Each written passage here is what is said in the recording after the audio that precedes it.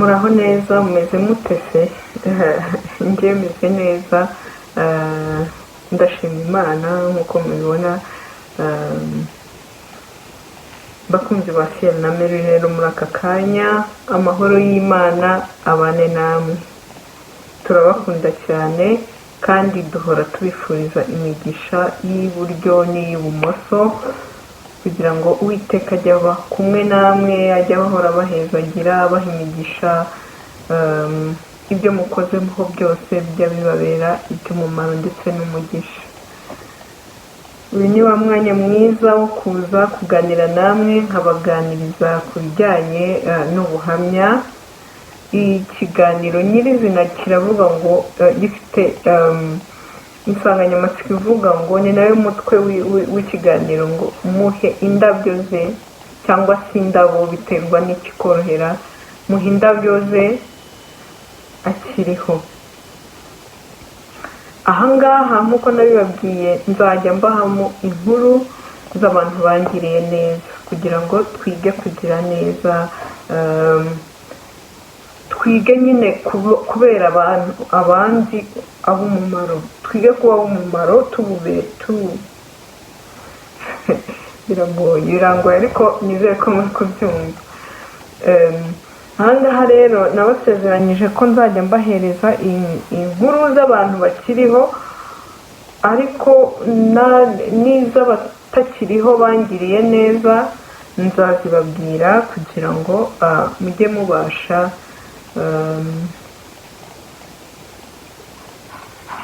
kugira byinshi nyine mubigiraho nubwo batakiriho ariko basize bakoze neza, basize inkuru nziza imusozi. Nawe rero ngiye kugusaba kujya uharanira gusiga inkuru nziza imusozi.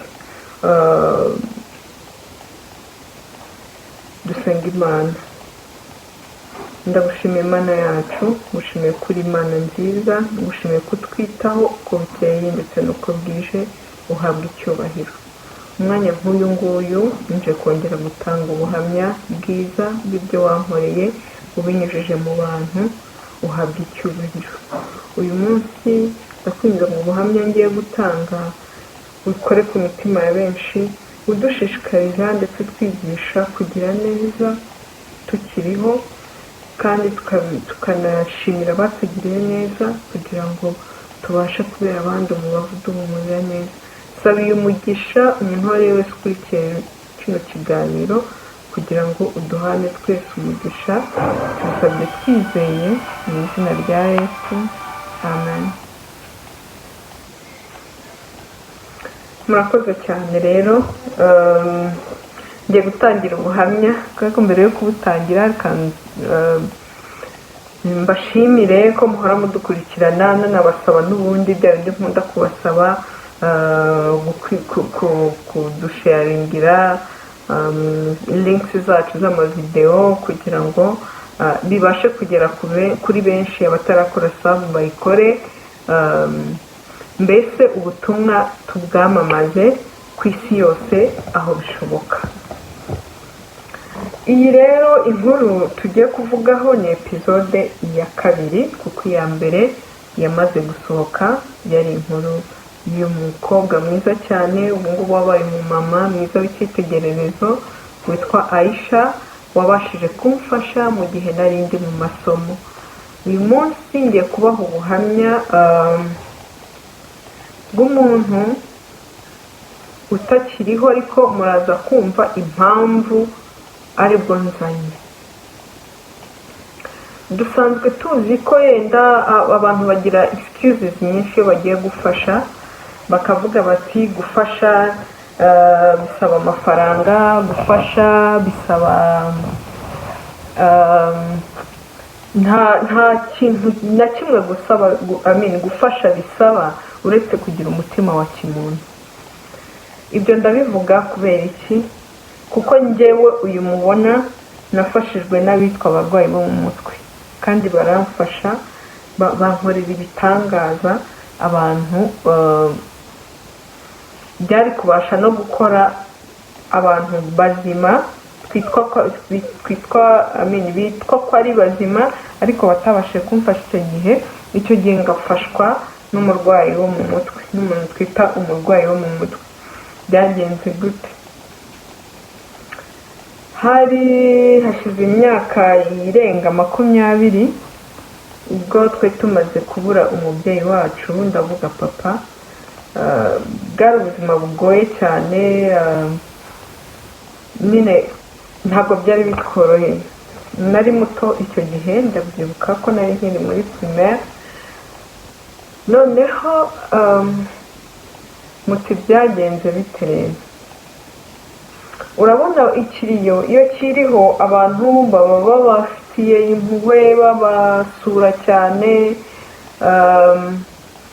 bababa hafi bishoboka, ariko kandi nyine abo bantu ntabwo babahora hafi kubera ko niko isi ikoze, nta n'uwo wabirenganyiriza, niko isi iteye. Bakuba hafi mu bihe bigoye, igihe cyagera nabo bagasubira mu mirimo yabo.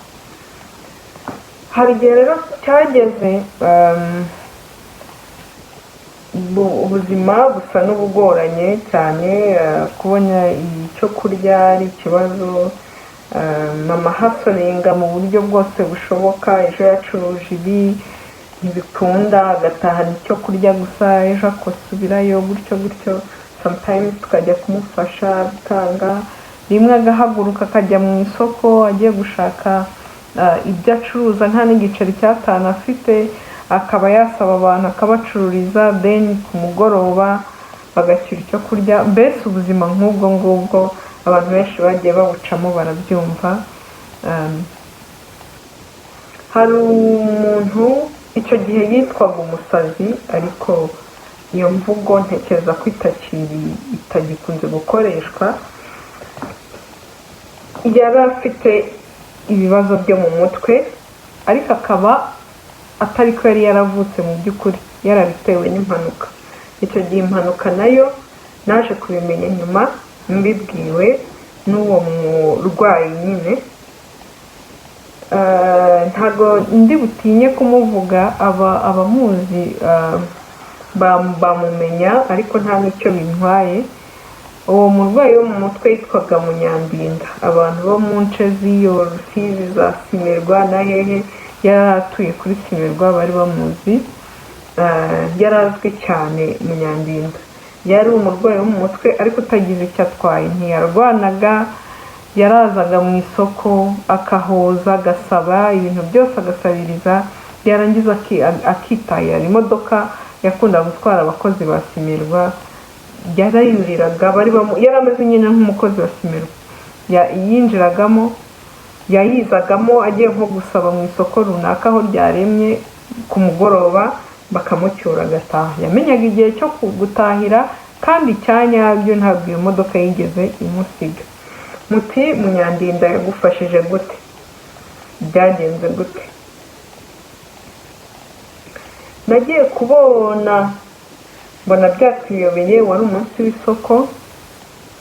Njya kureba mama mu isoko, ngira ngo ndebe ko hari icyo yabonye ngo nze nteke. Nari nkiri muto ariko mbasha guteka. Ngezeyo arambwira ati, mwana wanjye urategereza, ahari ndaza gutaha hari icyo ncyuye, kugeza isaha nta kintu ndabona. Nditahira, ndavuga ntabwo ndaza kugaruka. Habaye nka 11:00, aho nyine imodoka, iyo modoka yacyuraga abakozi ba Simerwa. Icyo kera bayitaga Colombier, sinzi niba ubu ngubu ikiriho ikikora. Umuntu bita Munyandinda nagiye kubona mbujinaje yirukanka cyane, afite agafuka karimo ibintu avuye gusabiriza mu isoko.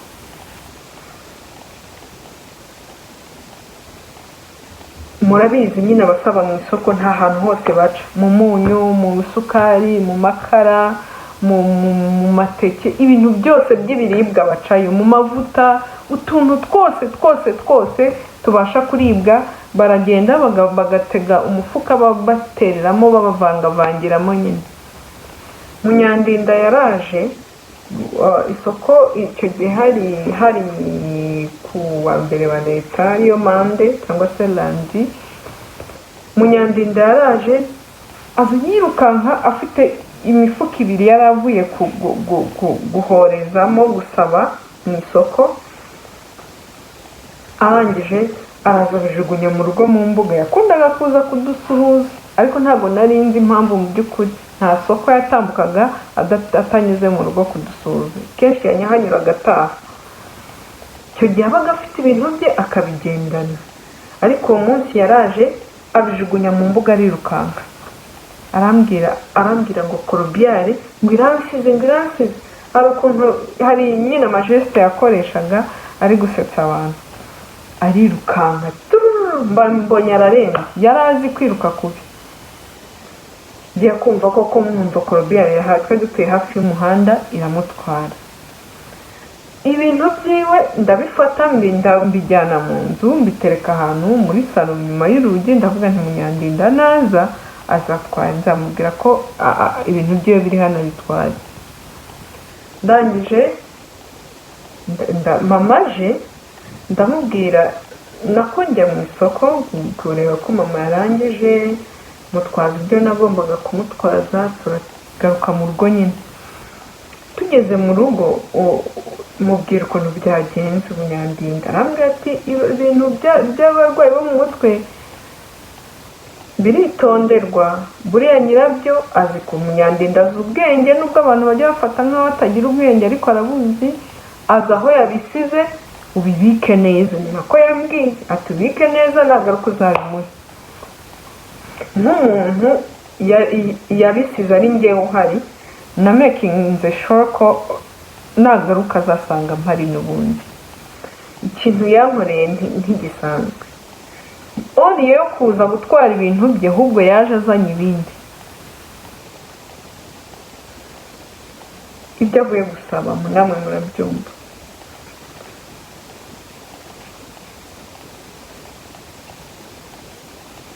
Abikora kwa kundi. Noneho mufata akaboko ndamubwira, Munyandinda bite byawe? Ejo bundi wazanye ibintu byawe bitahana, uyu munsi wongeye uzanye ibindi bintu ubitaye ahangaha, urashaka iki? Muzi ukuntu yansubije? Yarambwiye ngo wowe ngo wari utaranavuka nta kintu uzi. Ati so yangiriye neza, yamuvuze mu izina. Ati yangiriye neza, nubwo abantu bambona nk'umusazi, nibwo buryo yabivuzemo. Nubwo abantu babona ko ntagira ubwenge, njyewe Munyandinda ngira ubwenge, ndatekereza kandi nshyira mu gaciro.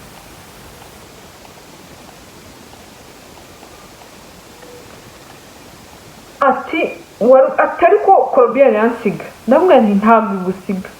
Arambwira ati nubwo ndi umusazi, nubwo ngenda mbyina mu isoko, untutse ndamumenya, numbwiye neza ndamumenya, umbwiye ijambo ryiza ndamumenya, numbwiye ijambo ribi ndamumenya. Atuzi ko nubwo ndi umusazi, kuba ngihumeka mbikesha papa wawe. Ntabwo nashoboraga kubikurura, ntabwo nari nzi ibyo ari kumbwira ibyo ari, cyane ko yaranambwiye ko byabaye ntaravuka. Nuko sinzi niba ibyo yaravuze ariko byagenze, sinzi niba byarabaye naravutse cyangwa ntaravutse, we niko yambwiye. Arangije arambwira ati nakoze impanuka ndi mu ikamyoneti. N'uburyo ubwo buryo yabivuzemo. Ati ndi kugendana, papa wawe yari ari muri iyo modoka. Ndangije mu bantu bose bari bari aho, ni njyewe wakomeretse cyane, byari no kumviramo gupfa. Papa wawe niwe wampaye amaraso, mbasha kurokoka, nubwo narokotse naraturubuye. Nuko yambwiye ati rero nubwo ndi umusazi mbikesha papa wawe. None ejo bundi yarapfuye. Niba yarapfuye mbura ikintu mfashisha abana yasize ngo nuko ndi umusazi.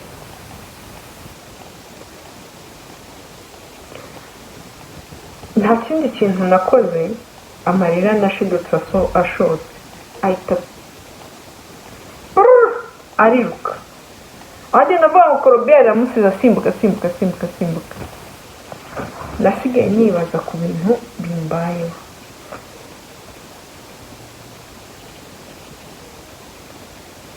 sigara nibaza ku kintu bita kugira neza.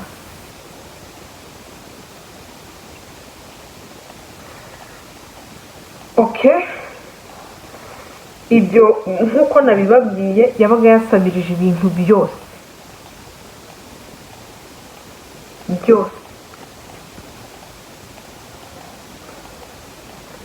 amakara, ibiryo, umunyu, isabuni, utuntu twose, bamukatira akantu kangana urwara ariko bakatumuha.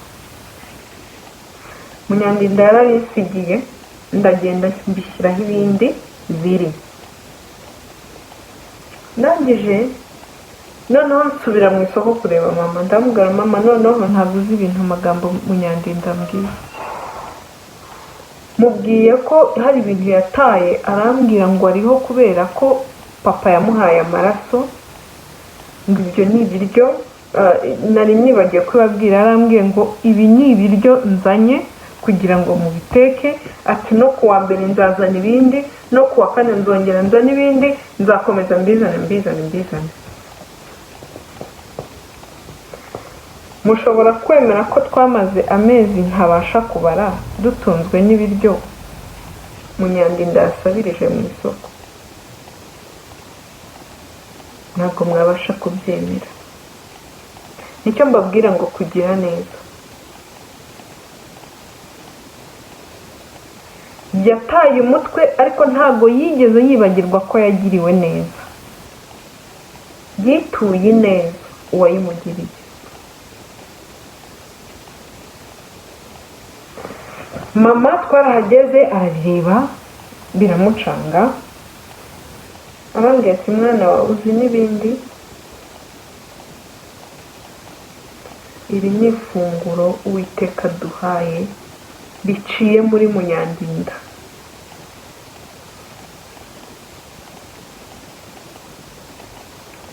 Nta kindi kintu, ntabwo Munyandinda yikoresheje biriya bintu. Mu isoko wabibonye byaranze, nari ndi kwibaza ikintu ukuntu tugiye kubaho bigoranye, none Imana itumye Munyandinda ngo aze kugaburira abana b'umugaragu.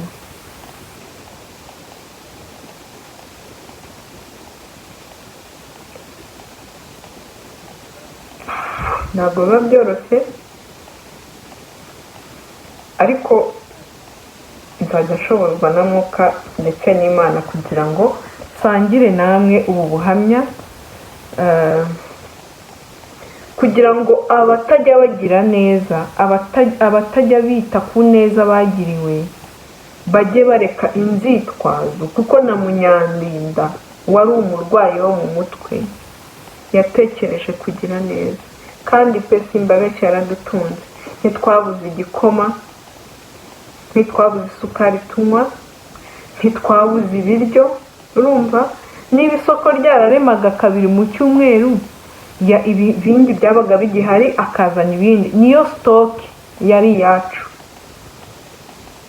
Imana yacishaga muri Munyandinda akaduhahira, igakoresha abantu bafite umutima wa kimuntu. Niyo mpamvu mbabwira ngo ba bantu baza gusabiriza mu isoko, nyabuneka n'uzajya umubona ujye umuha. Abantu babigizemo ubutekamutwe nibyo, ariko abantu bose ntabwo bateka umutwe. Wowe uzabikore, uri guteka umutwe azahangana n'Imana. Uwamuhaye umunyu, uwamuhaye isukari, narambwiye ngo nta soni bintera, kuko ni inzira y'ubuzima naciyemo.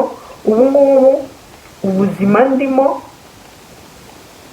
mbasha gutanga ubuhamya bw'ibyambayeho. Narabibabwiye, ntabwo bintera isoni kuvuga amateka y'abangiriye neza, ntabwo bintera isoni, ntibintera isoni. niyo mpamvu hari igihe abantu bajya bandeba, hari igihe mfasha nk'umuntu simbigiremo umugisha, ngafasha umuntu akampemukira, ukumva umuntu ubimenya akambwira ati nawe urakabya, ujya ufasha ukiyibagirwa, ibintu nk'ibyo. ariko nafasha nakiyibagirwa gute? mfite impamvu mbikora, nuko nafashijwe ngafashwa n'umusazi uwo twita umurwayi wo mu mutwe. yarantunze antungana n'umuryango wanjye mu bihe bigoye twari turi guca. ntabwo biba byoroshye, ariko byarabaye.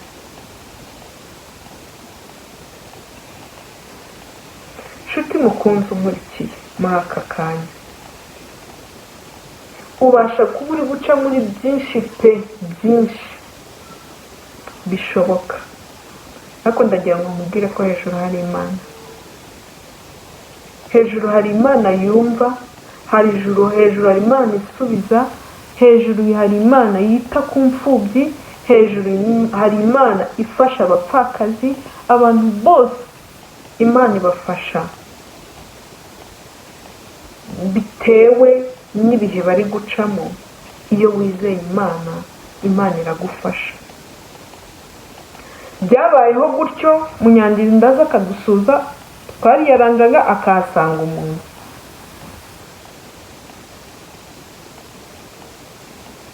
Munyandinda akadusigira ibiryo turya. icyacu ari koza amasafuriya n'amasahani, tugateka ibiryo. Munyandinda mama yaravuze ngo rega ngo ntawo wakoreye Imana wikorera amaboko. ntabwo byari gushoboka ko papa wanyu agenda ngo hanyuma ngo inzara ibice. yagombaga gukoresha n'udashobotse, uwo twita ko adashobotse, kugira ngo tubashe kubaho. ntabwo nibuka neza igihe byahagarariye, gusa byamaze igihe, n'amezi 2 yararenze, igihe byahagarariye ikintu kinyemeza ko ari Imana yo mu ijuru yatumaga Munyandinda kudukorera ibyo bintu. musaza wanjye mukuru yagize gutya, ararangiza amashuri yigaga, abona akazi. akikabona, ndagira ngo mbabwire ngo muri uko kwezi yakabonyemo, Munyandinda ntabwo yongeye kugaruka, kandi ntawamubujije. niba atari Imana ni iki?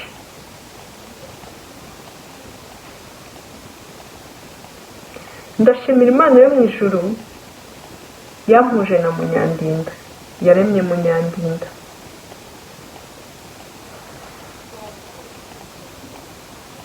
ndashimira Imana yo mu ijuru ituremamo umutima wa kimuntu.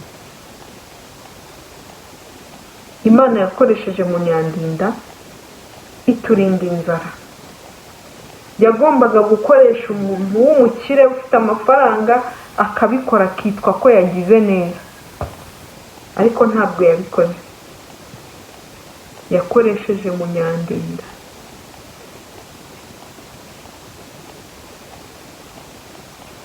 hari igihe njya mbona abantu bagenda bafite ibibazo basaba mu isoko n'iki, ugasanga abantu barabajugunyira, abantu bari kubahereza ibyapfuye, abantu bari bese ibidafite umumaro, uba usanga akenshi ari byo babahereza. nta muntu ujya mu muhanda ngo asabirize aseke, ko byaba bimeze kure.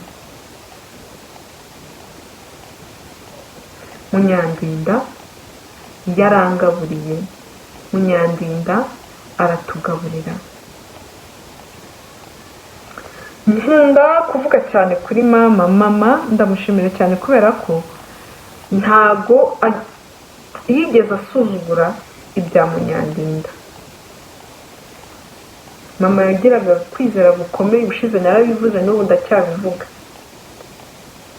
yaravuze ati iyo ni Imana, nta yindi, ni Imana yatumye Munyandinda kutugaburira, kuko nta handi hantu byigeze biza. yaratugaburiye koko. Nshuti bakunzi ba Ciel na Mary, ubuhamya bwanjye na Munyandinda naho bugarukiye. Ndashimira Imana cyane Munyandinda mu bihe yabayemo, yagezeho ahubwo ahagarika kutuzanira ibiryo, ubundi akaza aje kutunezeza, akatubyinira, akadusetsa, yarangiza akavuga ati mwebwe mukeneye guseka, ubu ngubu ntabwo mukeneye ibiryo, mukeneye guseka. Yarabyinaga mu isoko bakamuha ibiceri, mu isoko bakamuha nyine, iyo yagusabaga ukamwima yarakubyiniraga. Munyandinda aba Munyandinda gutyo. Bwa mbere yatuzaniye ifunguro, amaze kubona ko tutagifite ikibazo cy'ifunguro, Munyandinda aje kutubyinira no kudusetsa, kandi koko twarasekaga, agataha twumiwe nyine kubera guseka. Ntabwo biba byoroshye ariko ni ubuzima. Njya mpura n'abantu benshi bakandeba, hari ukuntu abantu bajya bareba abantu wenda bakabajaginga, nyine bakakurebera kuri kava cyangwa se inyuma, nyine bakakurebera inyuma, bakumva ko hari n'abo tujya duhura bagakora mu ntoki zanjye, bati izi ntoki zirahingaza, izi ntoki zibasha, iyo uzikoresheje ufuze ntabwo zitonyokankiye, nkabareba nkabasha kumirwa. Bantu b'Imana, nimutyo tugire neza, dukureho inzitwazo izo arizo zose.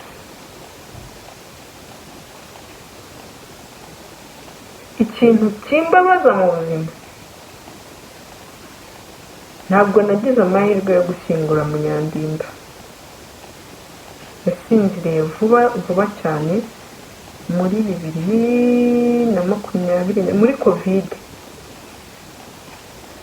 muri covid ejo bundi nibwo yasinziriye, turi muri guma mu rugo iteye ubwoba, ku buryo kumutabara byatunaniye pe, kandi atari uko tutabishakaga, twarabishakaga ariko biranga burundu. Nagombaga guhurura, nkagenda gutabara, nkamuhurura byorwe, kuko nubwo yari afite ikibazo cyo mu mutwe, njyewe aho muherukira ndabyibuka neza ko namushimiye. Arongera nsubiriramo uburyo impanuka yayikoze bari mu modoka na papa, ngo akakubita, sinzi niba ngo yarakubise kino kuri kaseri, akubitaho, irongera iramukubita gutya iramugarura, biza kurangira agize ibibazo byo mu mutwe. Atari ko njyewe nari nabuze amaraso ngiye gupfa, papa wawe niwe witangura ngo mu bantu bose bari bahari, ati nimumfashe murebe, mumuhereze mumpime murebe ko amaraso yanjye yamufasha. Kandi koko bamupimye basanga birahura, ubwo arokoka gutyo. Ntabwo yigeze abyibagirwa, habe na gato. Ariko wowe witwa ko uri muzima, umuntu akugirira neza, ejo ukamwitura inabi. Umuntu akugirira neza ukabona ko byamusagutse, ntabwo uha agaciro k'uwo mutima wa kimuntu yagize ngo akwiteho. Abantu benshi bamaze gucika intege zo kugira neza, kubera abantu bagirira neza bakabahemukira, kubera byabaye ibintu by'ubutekamutwe. Ariko please, wowe ugira neza ntuzabure kubikora ngo ni uko wahemukiwe. Abagira neza bakayiturwa barahirwa, ariko kandi n'abatarayiturwa ingororano yabo bazayihabwa na Yesu, kandi cyangwa se n'Imana. Mbibutse ko atari itegeko ko umuntu wagiriye neza azayikwitura. Nayikwitura ni byiza, natayikwitura ntuzamushyireho umutwaro, kuko ushobora gusanga nabitekereza ariko yarabuze uburyo bwo kubikora, cyangwa se avuga ati ndashaka kuzabikora muri ubu buryo, ibyo bigatuma atinda. Ntabwo ari bose baba babyibagiwe, si bose.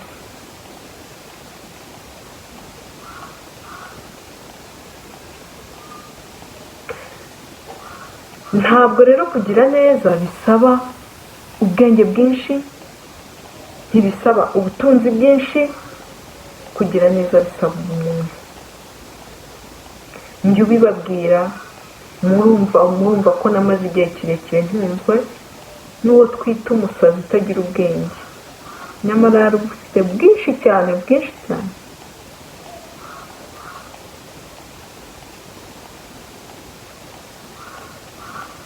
Isomo nakuyemo ni ibintu byinshi nigiye muri Munyandinda. Irya mbere namaze kurivuga, ntabwo gufasha bigombera ibya mirenge no umuntu. Icya kabiri, byanyigishije ko abantu bose bagenda basaba.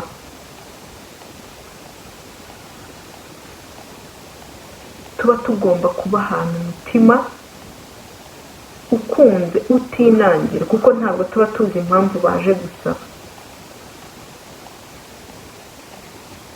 Munyandinda nari muzi, yari inshuti ya papa, na nyuma yaho agiriye ibibazo ntabwo yabagaho ataje kureba papa ngo baganire. N'urugo yabagamo ndaruzi neza, ntabwo yari yarabuze ibyo kurya. Munyandinda yari abayeho neza cyane, ariko yaragendaga akajya gusa. Njye naje gusanga niba twebwe yaratugaburiye, bishoboke ko hari n'abandi yagaburiraga, kuko ibyo biryo ndabihamya neza ko atabijyanaga muri urwo rugo yatahagamo. Nshuti rero bakunzi ba Ciel na Mary, nimuze twige kugira neza. Kugira neza ni cyiza, kugira neza biraruhura. Wowe ugira neza ukiturwa inabi, wowe ugira neza abo ugirira neza akaribo bakwifuriza kubaho nabi, kandi iyo babayeho neza aribo bigirira umumaro cyane. Ntuzacike intege. Ntabwo bivuze ko nanone utagomba gushyiraho boundaries. Hari ukuntu umuntu nyine yiyibagirwa, ntabwo nabyo mbishyigikira, ariko Umunyarwanda yaravuze ngo gira neza wigendere. Gira neza. Niba umuntu aje kugusaba ikintu ukaba ugifite, why not utakimuhereza?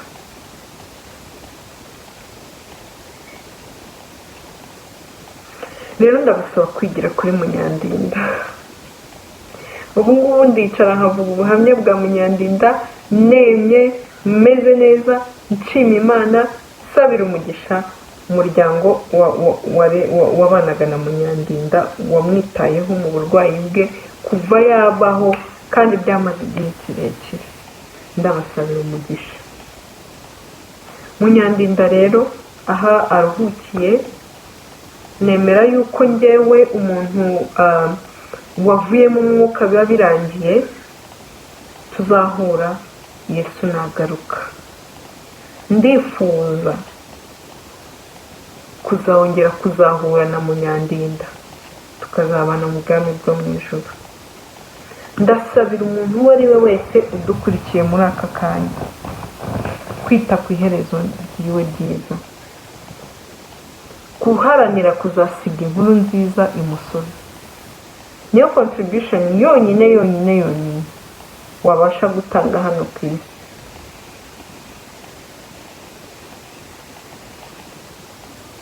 Siga inkuru nziza imusozi. uburyo wabasha kubikoramo byose bikore kandi uzabiboneramo umugisha. Ndabashimiye cyane rero bakunzi ba Ciel na Mary. Wowe story ya Munyandinda ikwigishije iki?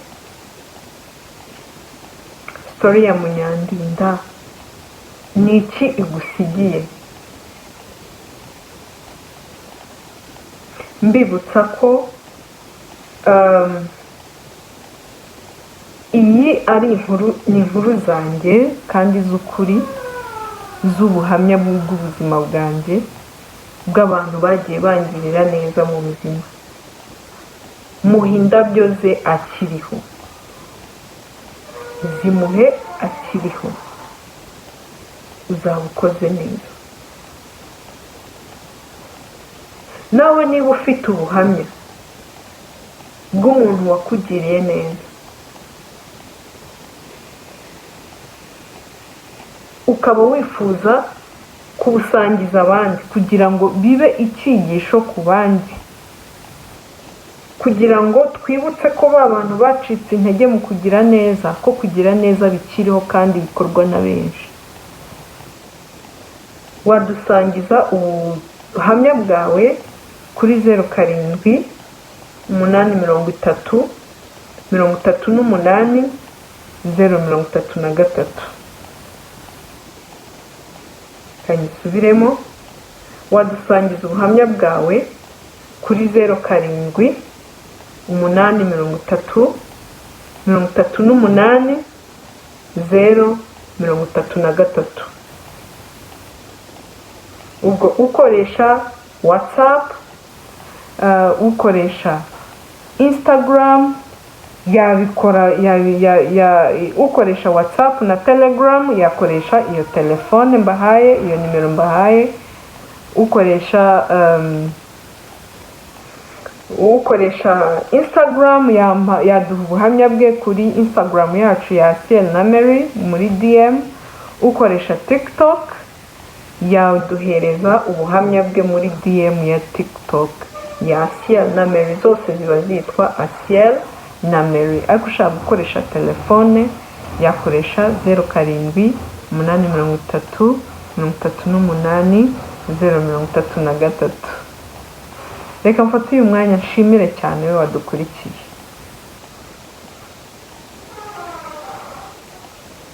Nongera kugushishikariza gusangiza ubutumwa bwacu benshi, bukagera kuri benshi. Ntabwo nzi impamvu iki gitekerezo cyanjemo cyo gusangiza abantu ubuhamya. Ubundi mbere n'abantu benshi banzi nari umuntu ucecetse cyane, utapfa kumenya ibyo ntekereza, utapfa kumenya niba nezerewe cyangwa mbabaye. Ariko Imana yashoboje gutanga ubuhamya. Ndumva afite umuhamagaro wo gutanga ubuhamya nkabusangiza abantu. Nakoze cyane rero. Subscribe, like, comment and share. Dusenge. Imana nziza, Imana idukunda, Imana itwitaho buri munsi, ikatugenera ifunguro ridutunga, uhabwe icyubahiro. Ndagushimiye ko wabanye nanjye muri ubuhamya natangaga bw'umugaragu wa Munyandinda utakiriho. Aka kanya sinzi, ntabwo imyemerere yanyu nsaba kumusabira icyo ari cyo cyose, kuko ibyo byararangiye.